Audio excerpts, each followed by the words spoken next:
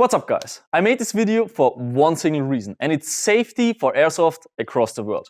Because yesterday after the Full Thrust launch, I was contacted by many field owners that, it's a great idea. It shoots further, it's safer because due to the bigger diameter, and they loved the idea. But also a bunch of field owners contacted me and were asking, how should we measure it? Because we're measuring in 0.2s and there's no 0.2 grams in 644 available.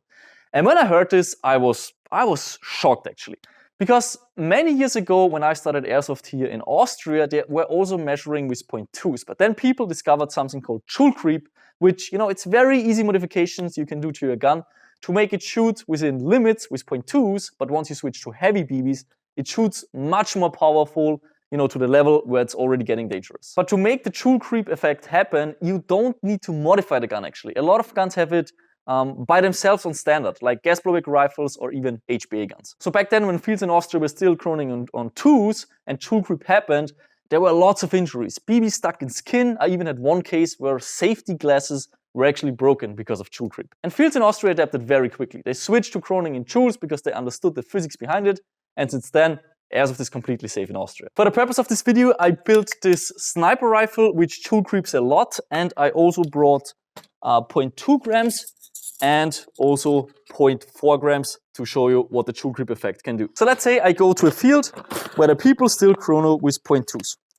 So they put the 0.2s inside my magazine, they have the chronograph right there, switched on 0.2s, and now I shoot my gun just like this through the chronograph. As you can see, it's exactly 2 joules on 0.2 gram BBs. Now let me show you what happens if I put 0.4 gram BBs in there. Because obviously I'm not gonna play with 0.2s, I'm gonna play with heavier BBs. So here we have 0.4s. And I'm gonna now put the chronograph to 0.4 gram BBs to show you what's the actual energy. 3.18 joules. That's 1.2 joules higher than before. So with the 0.2s, the way I measured before, the gun is completely field legal. I can play in the UK, I can play in the Netherlands, I can play here in Austria, I can play in America, I can play pretty much everywhere.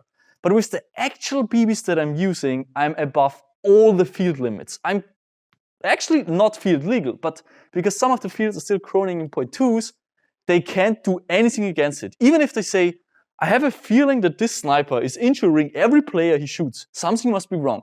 And then they come to me and measure me with 0.2s. They can't even see it because it doesn't show the actual injury that it causes. Measuring in 0.2s is irresponsible because it doesn't show the damage a gun can actually do. So we need to change that. We have to make airsoft safe. And the only way to make it safe is to measure in joules. Measuring in 0.2 grams is dangerous. Let's make the field owners measure in joules.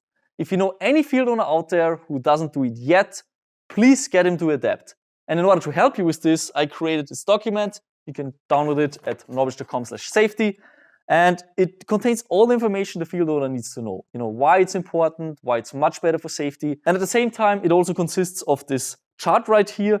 Just in case if he has a chronograph which can only measure speed, then he can translate it with this chart to the actual joules. After you convince your field owner to finally measure in joules, it's very easy for you. You can be sure that you're safe on the field because the field owner will just type in the weight of the BB that you're using during the game.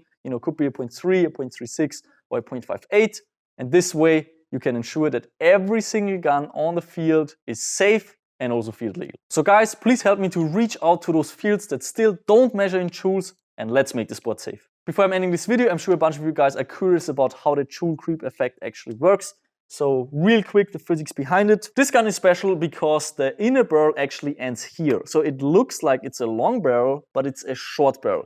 At the same time, I added weights to the piston. I just coiled some copper wire around it, which means that the whole modification of making this gun joule creep took me about 5 to 10 minutes. It's very easy to do. The physics behind that is that the heavier piston accelerates slower, and the 0.2 gram BB gets accelerated quite fast because it's so lightweight, and it leaves the barrel long before the entire air of the cylinder got compressed. So not the entire energy of the spring is actually used. But once I put the heavyweight sniper BB inside the barrel, everything changes because it needs a lot more energy to accelerate, which means that the piston, compresses the air more efficient and translate the entire energy onto the BB.